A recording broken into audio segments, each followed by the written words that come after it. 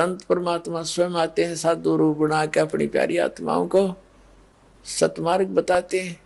कबीर परमेश्वर आते हैं, साधु रूप में बैठे थे तो सदना कसाई ने सत्संग सुना। परमेश्वर जो संत रूप में आए हुए थे, कबीर जी बड़ा प्रभावित हुआ, अपने कर्मों की तरफ झांका और कहा भगवान मैंने तो नाश कर दिया, क्या मेरा भी उद्धार हो सके गुरुदेव, हे महात्मा जी। तब संत ने कहा, संत रूप में परमात्मा विराजमान थे, कहने लगे भाई आगे पाप करो ना और पिछले माफ हो जाएंगे, इस भक्ति साधन से मैं बताऊंगा ऐसे। वो कहने लगा जी, परमात्मा ने पूछा तू कौन है भाई? कि मैं कसाई हूं जी, मैं कसाई हूं, कसाई सदना कसाई, सदना नाम मेरा, सदना नाम है, क्या मेरा मुझ पापी का भी उद्धार हो सकता है? परमात्मा ने कहा भाई होगा, कति हो जाएगा, पर बेटा आगे ना करिए। कहने लगा जी क्यों कर बात बनेगी, और तो कोई साधन नहीं रोजी रोटी का।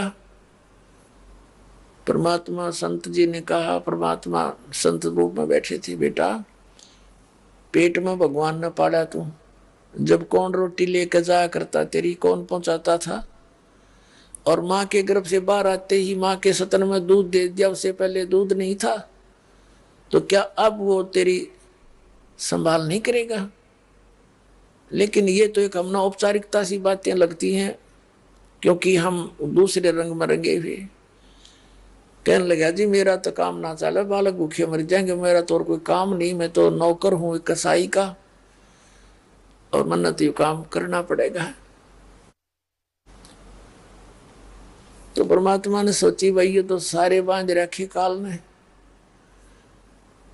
कहा, परमात्मा ने कहा बेटा इसने छोड़ दे तू।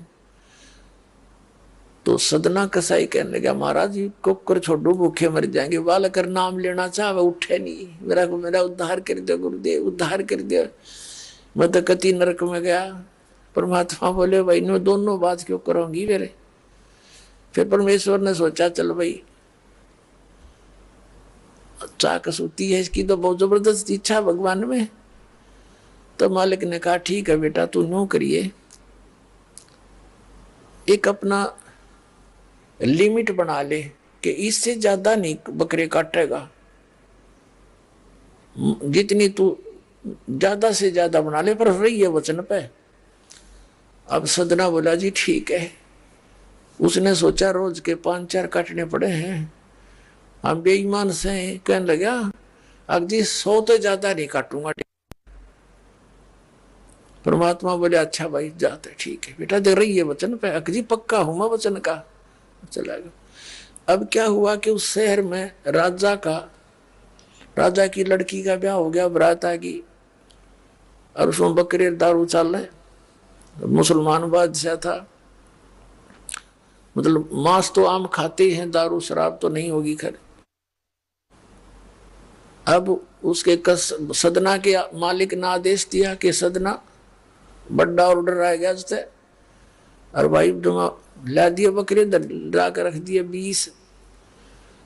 अब 20 काट दिए सदना ने, फिर डिमांड आएगी 20 की, और कहने का भाव ये है कि 100 के 100 बकरे कट गए।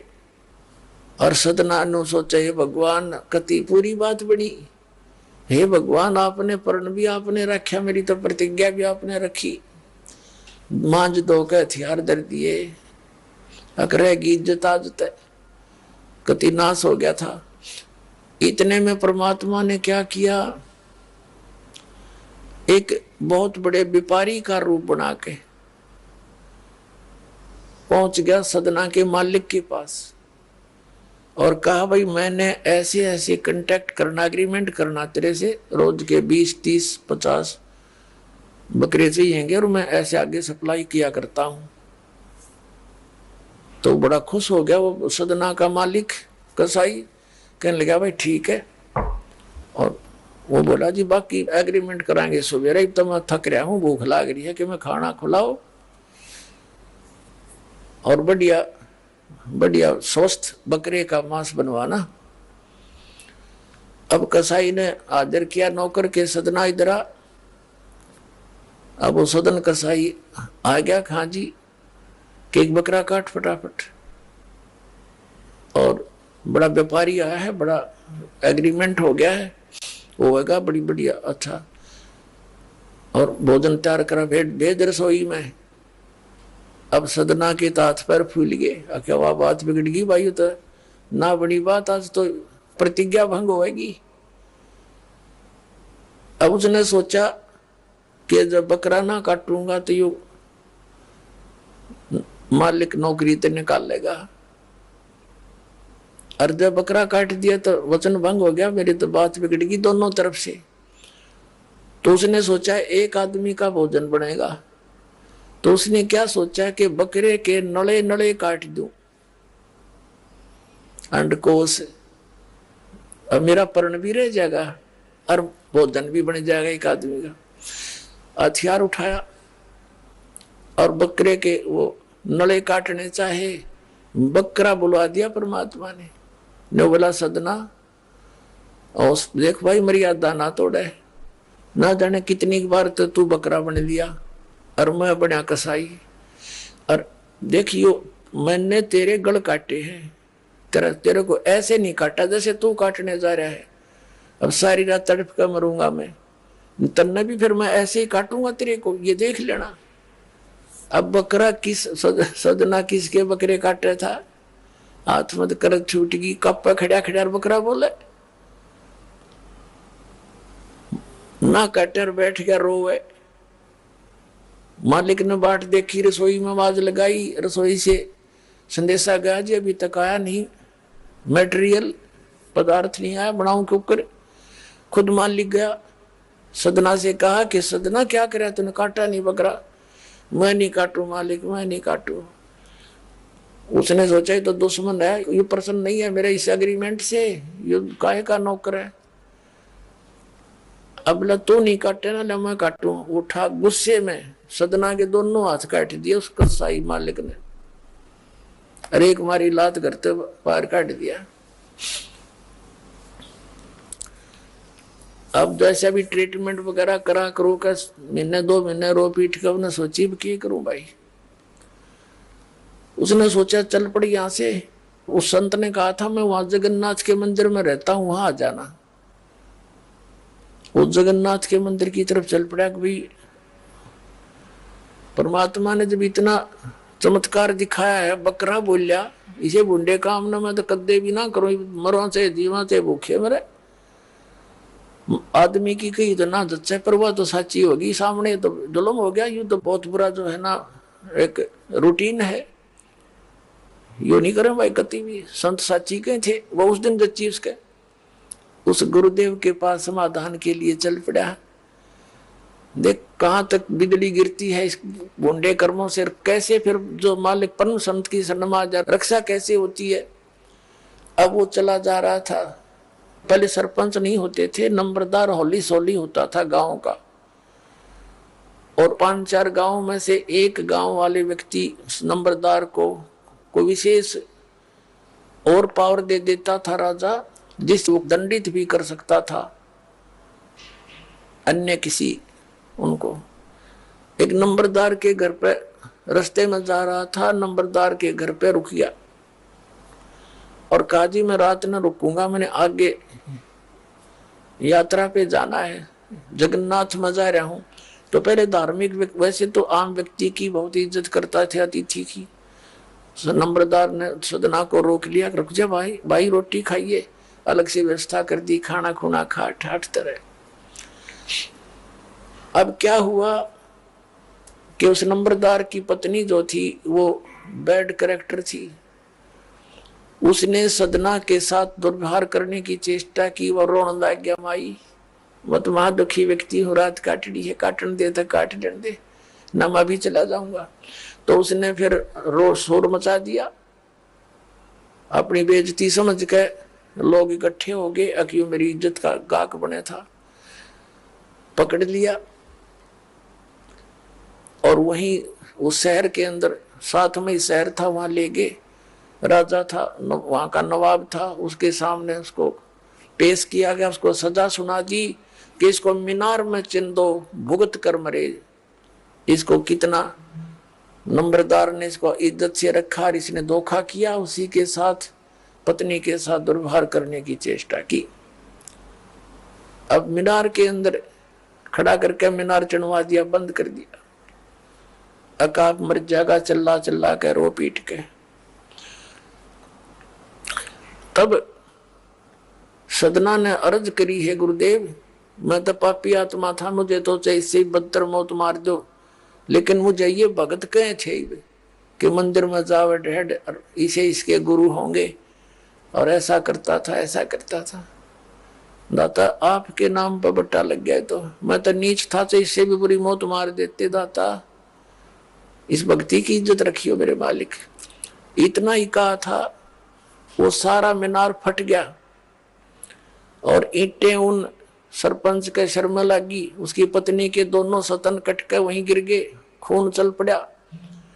और जिन्होंने ये संदेश सुनाया था, अन्याय का फैसला सुनाया था, उनके सर में ईंट लगी जा जाके।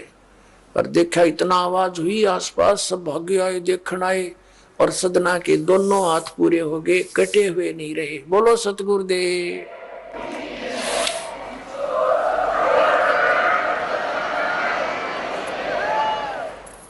तो कहने का भाव ये पुण्यात्माओं, हम मर्यादा इतनी भारा मान रहे हैं जो भगवान के मार्ग पर चलने वाली, और उनसे ही लाभ होगा। भाई जो गुरु बचन पे डट गे, कट गे फंद 84 के, कट गे फंद 84 के, कट गे फंद 84 के। भाई जो गुरु बचन पे डट गे, कट गे फंद 84 के। वस्तु मिली ठोड़ की ठोड़, मिट गी मन पापी की दौड़। वस्तु मिली ठोड़ की ठोड़, मिट गी मन पापी की दौड़। भरम मिटे मथुरा काशी के, भरम मिटे मथुरा काशी के। भाई जो गुरु बचन पर डट गे, कट गे फंद 84 के।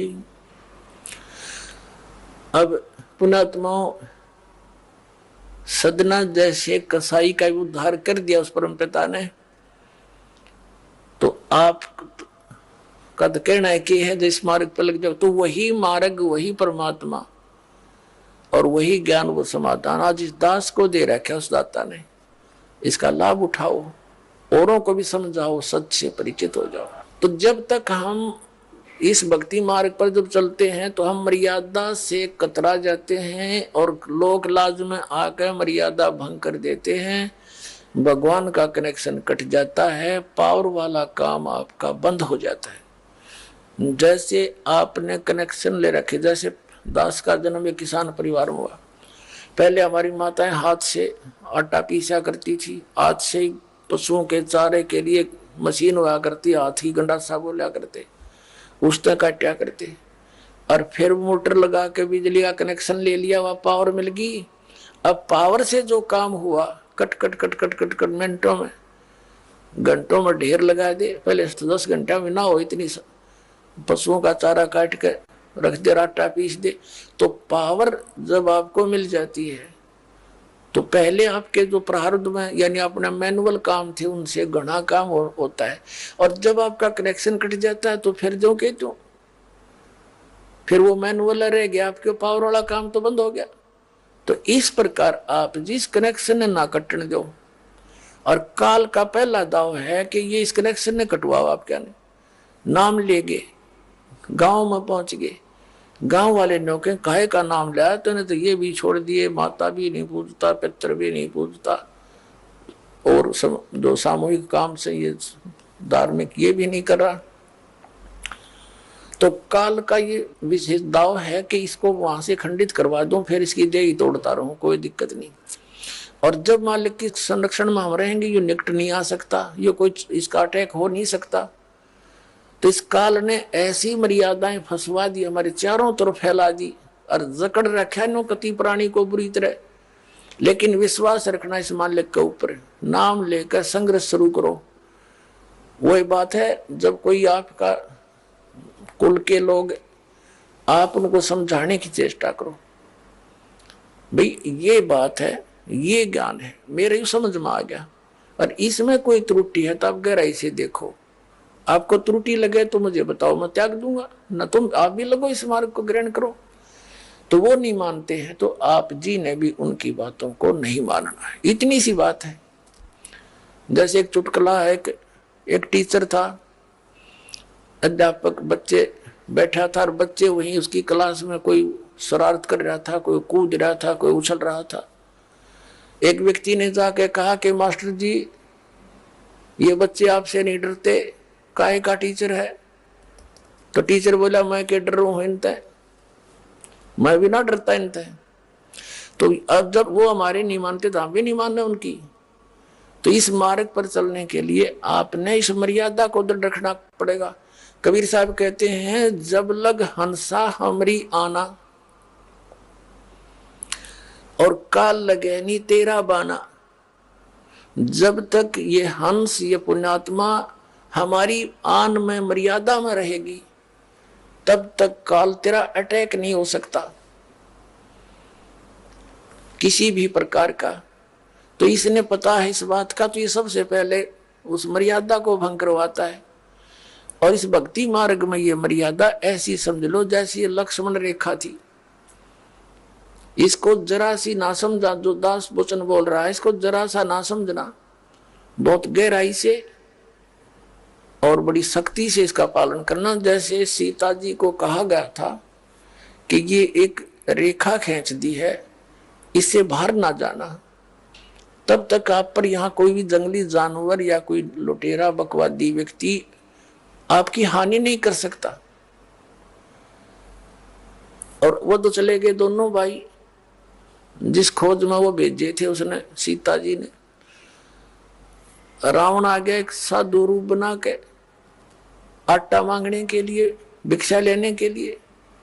रावण जब निकटा रेखा के, उसको देखा कि इसमें बहुत जबरदस्त लपट निकली और तेरा मार डालेगी, वो 10 कदम पीछे गया, आवाज लगाई कि भाई भोजन दो, भिक्षा दे, ये क्या कर रखा तुमने जंतर मंतर में, तो हानि होगी होती मुझे।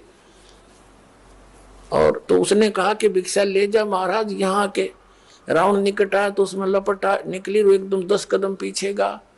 कहा माई भिक्षा देनी है तो बाहर आकर दे, नहीं तो ये कर दूंगा वो कर दूंगा। अब सीता जी ने सोचा साधु संत है और क्या फर्क पड़ा है, अभी एक मुट्ठी आटा डाल लाती हूं। अब वो बाहर निकली, रेखा पार करके चलेगी आटा डालने के लिए। रावण ने पकड़ ली बाजू और लंका में जा पिटकी। अब उसकी जीव संज्ञा की सोचती के फर्क पड़ा है, अभी आ जाती हूं, अभी गई। वो मूर्ख थे क्या जो इन्हों कह गए थे इससे बाहर मत निकलना। तो पुण्यात्माओं कितना बखेड़ा पैदा कर दिया उसकी अपनी सोच ने, के फर्क पड़ा है, कितना फर्क पड़ गया, लाखों लोग मरवा दिए। आप 10-12 वर्ष आप पड़ी रही उसकी कैद में, खाना न पीना, नहाना न धोना, रोआ पीटी, पड़ गया फर्क। तो पुण्यात्माओं, ये परमात्मा की जो मर्यादा कबीर साहब की है, इनको लक्ष्मण रेखा समझ लेना। और फिर देखना मालिक क्या हाथ है, कितना सुख आपको देगा, आपको यहाँ सारी सहायता देगा, आपकी जीवन एक्सटेंशन करेगा। जब चाहोगे जब मरियो, काल निकट नहीं आ सकता आपकी मौत लेकर के। तो यहाँ परमात्मा हमें याद दिलाते हैं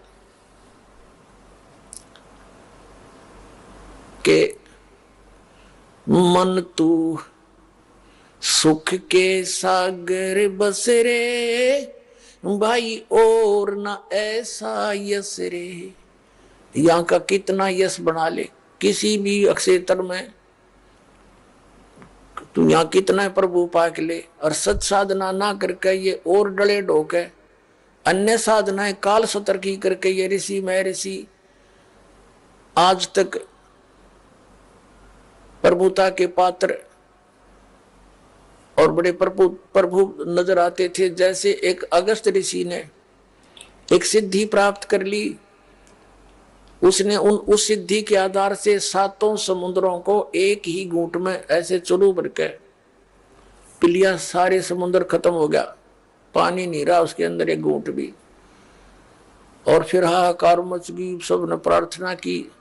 उल्टा है उसमें कहते कुरला कर दिया, समुद्र भर गया, वो एज इट इज फॉल हो गया। अगस्त ऋषि की होगी प्रभुता, यस हो गया उसका। जड़ा देखो वहां जहां देखो वही अगस्त ऋषि ने ऐसा कर दिया, अगस्त ऋषि ने ऐसा कर दिया। आगे क्या बनेगा? अगस्त ऋषि इन सिद्धियों की से प्रभु बन गया, आगे गधे की योनि में जाएगा, क्योंकि वो सच साधना नहीं इसके पास। तो परमात्मा कहते ये यश, ये झूठे यश है। जैसे इन सभी ऋषियों की पोल उस समय खुली जब पांडवों ने अश्वमेध यज्ञ करी थी, और उसमें एक ऐसा कंडीशनल वो रख दिया, शंख अलग से सुसज्जित स्टेज के ऊपर एक 5 मुख का शंख रख दिया कि सभी संत ऋषि महर्षि इस धर्म भंडारे में भोजन कर लेंगे, धर्म यज्ञ में। तो जो परम संत साधु होगा इन जीवने वालों में, तो ये शंख अपने आप बोल लेगा। 33 करोड़ देवता, 88,000 ऋषि और 12 करोड़ ब्राह्मण, ये सारे अगस्त पगस्त रिया वशिष्ठ मुनि, ये सारे वहीं पर बैठे थे। और समेत श्री कृष्ण जी त्रिलोकीनाथ ने भोजन कर लिया, वो शंख नहीं बजा। तो इसे सिद्ध हो गया कि इनकी भक्ति यूजलेस थी। जो कृष्ण जी की भक्ति करके मोक्षता में थे, श्री कृष्ण भी वहीं बैठा था, भोजन खा लिया था उसका, उससे भी वो यज्ञ संपूर्ण नहीं हुई। कहते हैं एक वाल्मीकि नीचे कुल साधु, जिन शंख पचाए न पूरा नादु। इसमें द्वापर युग में परमात्मा कबीर जी एक करुणा में नाम से, जैसे वो प्रत्येक युग में लीला करते हैं, जैसे कलयुग में कबीर नाम से वो प्रकट रहे हुए, 120 वर्ष रहे, सह शरीर आए थे, सह शरीर चले गए। एक संत और एक सतगुरु की, एक भक्त की भूमिका करके एक उदाहरण पेश करते हैं। तो ऐसे वो करुणा में नाम से आए हुए थे द्वापर में, चारों युग में आते हैं भगवान। और उनका और वाल्मीकि परिवार, उनको जो बालक रूप में आए थे कमल के फूल पर, एक वाल्मीकि परिवार उठा ले गया था मालिक को। वाल्मीकि के घर परवरिश हुई, और एक वाल्मीकि ही दूसरा लड़का व्यक्ति उनका शिष्य हुआ, तो जो जिसका नाम सुदर्शन था, सुपथ सुदर्शन। तो सुदर्शन का रूप बना के मालिक गए थे, लंबी कथा है, फिर कभी सुनाएंगे। आज जो प्रसंग है उसको पूरा करेंगे। तो सुदर्शन जो वाल्मीकि, सुदर्शन जो था परमात्मा कबीर जी यानी करुणा में जी का सत भक्ति का साधक था, मर्यादा में चलता था। जब वो वहां पहुंचे सुदर्शन रूप में, उन्होंने भोजन खाया। कहने का भाव ये है कि पहले तो रुक्मणी, उसको द्रौपदी के मन में दोष आ गया था कि ये काहे का संत है, एक जंगली सा व्यक्ति, इससे क्या हमारा ये यज्ञ पूर्ण होगा, इस ऐसे मंडलेश्वर यहाँ बैठे हैं। फिर दूसरे उसने भोजन बना के रखा द्रौपदी ने सुदर्शन जी के सामने, अलग अलग खीर, खांड, पकौड़ी, कचौरी, नारी नारी, दही बड़े सारे बनाकर अलग अलग थाली में रखे। सुदर्शन जी ने क्या सोचा कि आज तक ये मन न्यारे न्यारे स्वाद करके बकवाद करेगा, कल फिर डिमांड करेगा मेरे से कि उसे फिर खाऊंगा। तो उन्होंने क्या किया, थोड़ा थोड़ा आइटम जितना खाना था सभी कटोरियों में से थाली में डाल लिया। हलवा भी, खीर भी, दाल भी, कचौड़ी भी, पकौड़ी भी थोड़ी थोड़ी लेकर के अन्नों खिचड़ी बना ली। अब द्रौपदी ने सोचा था कि मैंने ऐसा भोजन बना के दिया है, ये जंगल में रहने वाला महात्मा खावेगा और मेरे गुण गावेगा, उंगली चाटता रह जाएगा। जब उसने देखा इसने तो सारा काम बिगाड़ दिया, 1 घंटे माथा मेरा आंखें फुटवाई धूमे पर, इसने क्या कराया यो, तो उसके मन में यो दोष हो रह गया था, जिस कारण से जितना भोजन थाली में रखा था उस सुदर्शन जी ने 5 ग्रासों में खा लिया और 5 बार ही शंख बोला आगे शंख नहीं बोला। तब युधिष्ठिर जी ने कहा कि भगवान होगी बात, बनेगी बात, शंख बोल गया।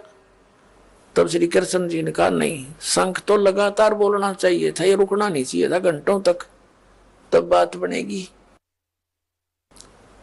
तब श्री कृष्ण जी से युधिष्ठिर जी ने कहा था कि हे भगवान और किसको लाओगे, अब कौन है। तब श्री कृष्ण जी ने कहा था इस वाल्मीकि के बाल समना ही तीनों लोक, ये इतना भक्ति युक्त है ये सुदर्शन, ये वाल्मीकि, इसके एक बाल के बराबर भी ये तीन लोक नहीं है। कोई त्रुटि अपने ही घर पे है। युधिष्ठिर कोई मनमा दोष किसी प्राणी का है। श्री कृष्ण जी को मालूम था कि द्रौपदी नाक से कोड़े थी जब वो रोटी खावा था। द्रौपदी बुलाई और पूछा बहन साची बताना, आपने क्या सोचा जब महापुरुष जी ने खाना खाया, इसके बिना यज्ञ पूर्ण नहीं हो सकता, और तूने के समझ रखा ये कोई छोटी बात ना समझे। क्योंकि वहां उस समय वो परमात्मा स्वयं विराजमान थे, पूर्ण ब्रह्म, जो करुणा में नाम से प्रकट थे, कबीर जी सुदर्शन रूप में। और श्री कृष्ण को आभास हो रहा था कि ये आम व्यक्ति नहीं है। तब कह रहा था कि सुदर्शन कोई छोटी बात ना समझो इसको, क्योंकि आभास उसी को होता जिसमें कोई अंदर वस्तु होती है आध्यात्मिक। श्री कृष्ण जी पुण्यकर्मी प्राणी थे, तभी तो तीन लोक के प्रभु बने हुए हैं। तो वही महसूस कर सके कि ये आम व्यक्ति नहीं है। बाकी जितने बैठे थे उसको तो मजाक कर ही रहे थे। अब ये कथा बतानी पड़ेगी इसलिए आवश्यक थी यहाँ पर।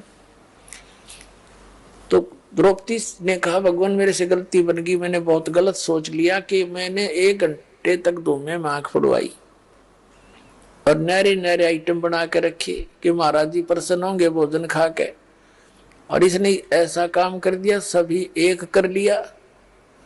तो मुझे दुख हुआ इस बात का, और मन में ये दोष आ गया कि ये काहे का शंख बजाओगा, शूद्र का शूद्र ही रहा, इसने खान का भी ना पता, मनीषा बढ़िया भोजन दिया, इसने कदे खाया भी ना होगा, देखा भी ना होगा। तब श्री कृष्ण कहने लगे कि द्रौपदी यह भीतरी कमजोरी है, तने ये सोच लिया कि इस महापुरुष को मनीषा भोजन खिला दिया, ये तो तुम्हें खिला रहे भोजन, इसने तो एहसान कर दिया तेरे ऊपर, तेरे घर का टूक तोड़ लिया कि ये तेरा तो उद्धार करने आए थे, और तू क्या बकवास सोच बैठी। अपने आत्मा द्रौपदी बोली जी गलती बढ़ गई है कि माफी मांगे, और चरण धोकर पीस के सद समेत रेत के पैरों के देख पाप और इकट्ठा कर लिया। संत के बारे में ऐसी गलत सोच रखना भी। द्रौपदी लाई पात्र ठाकर को प्रांत तांसड़ा लेकर आई, लोटा पानी का, संत के चरण धोए, वापस लोटे में डाल लिया और आधा पी लिया द्रौपदी ने। जब श्री कृष्ण जी ने कहा कि आधा मुझे भी दे दे बहन, इसे महापुरुष का चरणामृत भागा करके मिलता है बड़े भाग्य वाले को। आधा श्री कृष्ण ने पिया। तब कहते वो शंख बजा था और पूरी पृथ्वी पर आवाज गई थी, और सब वातावरण बदल गया था पूरी पृथ्वी का। सब वृक्षों पर बहार आ गई थी, फूल खिल गए थे। तब उनके वो 3 ताप कट्टे थे जो कबीर भगवान से, तुम कौन राम का जपते जापम ताते कटे ना तुम्हारे तीनों तापम। तो वहां कहते हैं और गनो माया के पूता, ये जितने बैठे थे ये सर्व रिद्धि सिद्धि के पुजारी थे, जितने 33 करोड़ देवता, 88,000 ऋषि, 12 करोड़ ब्राह्मण, कहते हैं 12 कोट वेद के वक्ता, और सुपच का शंख बजा रहे। तो कहने का भाव यह कि ये परमात्मा जो कह रहे हैं कि मन तू सुख के सागर बसरे भाई, और ना ऐसा ही असरे। अब ये सुख के बने बैठे थे जो महात्मा, जैसे दुर्वासा जी ने सिद्धि प्राप्त कर रखी थी, और सिद्धि प्राप्त करके प्रभु पाक्या पड़ा था। एक दिन अम्बरीश राजा के दरबार में जाकर सिद्धि प्रयोग कर दी। उस भगत के ऊपर उसकी सिद्धि काम ना करके उल्टा उसके ऊपर असर कर गई। तीनों लोक में धक्के खाता फिरे। अंत में सुदर्शन जी वहीं पर अम्बरीश राजा के चरणों में आकर उसने मत्था टेका, तब उसका छुटकारा हुआ। तो कहने का भाव ये है पुण्यात्माओं कि जब तक हम सत भक्ति नहीं करते तो ये महिमा यूजलेस है यहाँ की। जैसे राजा अम्बरीश की इस बात से महिमा होगी कि दुर्वासा ऋषि ने उसके सामने हार मान ली, तो अम्बरीश की महिमा होगी। वही राजा अम्बरीश उस जन्म में सतयुग के अंदर बहुत बड़ा पुण्यकर्मी प्राणी था, बहुत अपनी प्रजा को प्यार से रखता था, धर्म करता था, बहुत अच्छी सती थी, उसके शासन में रहती थी, और अपनी भक्ति और पुण्यों के कारण वो विष्णु लोक में चला गया, स्वर्ग में। अपने वहां पुण्यों का नाश करके फिर त्रेता युग में वही आत्मा राजा जनक बने। राजा जनक की महिमा होगी कि सुखदेव नाम के एक ब्रह्मचारी ऋषि ब्राह्मण ने उस ऋषि से यानी राजा जनक से उपदेश लिया। जब उसका छुटकारा हुआ, 3 लोक में फिर लिया था, उसको कोई गुरु नहीं मिला, ऐसा कोई संत नहीं था। तो अब राजा जनक की यह महिमा होगी कि सुखदेव जैसे ऋषि ने भी, राजा होते हुए जनक की इतनी भक्ति थी कि उसको नाक रगड़ा और उसका शेष हुआ। राजा जनक जा रहा था, जब शरीर पूरा हुआ। अब पुण्यात्माओं, हर एक चीज पर भिन्नता आपको महसूस होगी कि राजा जनक काल की भक्ति करता था और फिर भी विमान में बैठ कर जा रहा था। एक तो विमान ले जा कसाई के यहाँ पर, एक विमान ले जाएगा सतलोक में। तो राजा जनक विमान में बैठ कर जा रहा था, उस यहाँ की भक्ति की हुई। तो रास्ते में एक नरक था जिसमें 12 करोड़ प्राणी अपने पापों का दंड वहां भोग रहे थे, हाहाकार मची थी, चिल्ला रहे थे।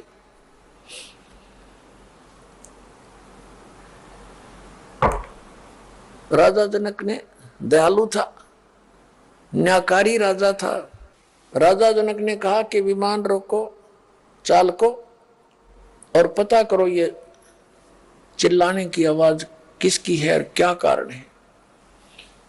तो उनको तो मालूम था, वही बता दिया, जी यहाँ पर एक नरक है और नरक में ये आत्माएं जो अपना किए हुए पाप कर्म का दंड भोग रही है, इसलिए चिल्ला रही है।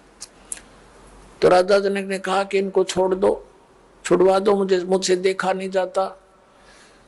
तो साथ आए वे जो पारखत थे, यानी भगवान के दूत थे, वो देवदूत थे और विमान चालक थे। उन्होंने कहा, राजा यहाँ आपका हुक्म नहीं चलेगा, यहाँ तो धर्मराज का हुक्म चलता है, न्यायाधीश का। तो राजा जनक ने कहा कि न्यायाधीश से मेरी बात कराओ।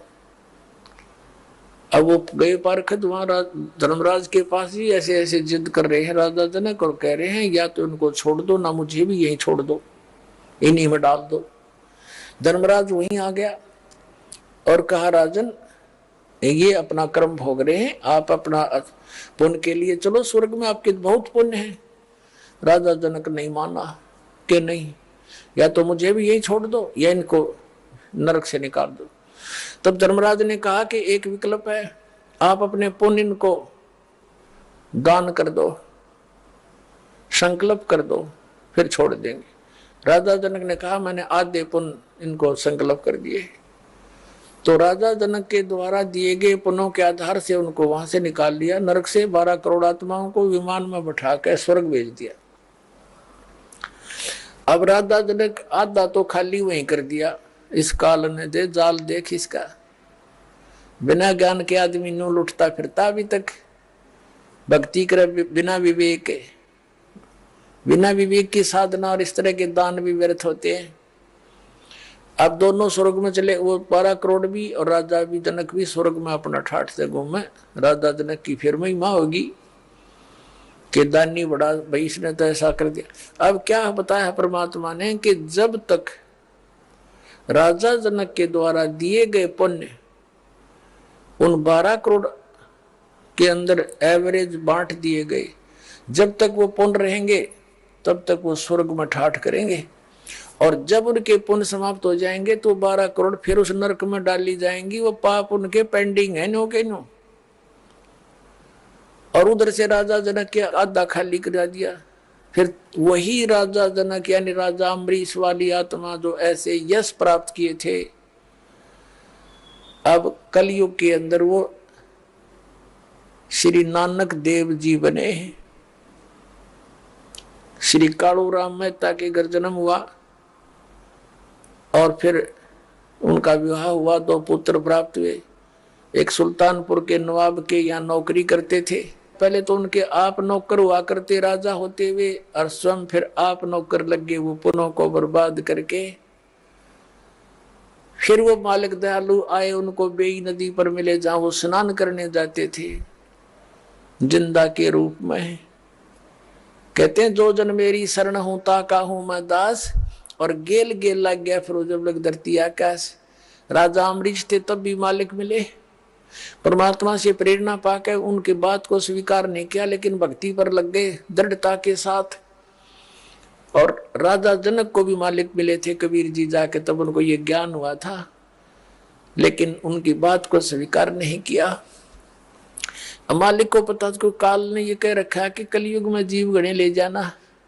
परमात्मा को पता था कि सतयुग त्रेता द्वापर में ये गणे दुखी ना हो, और जब तक ये दुखी नहीं हो लेंगे इतना मुझे ये पहचान नहीं सकते।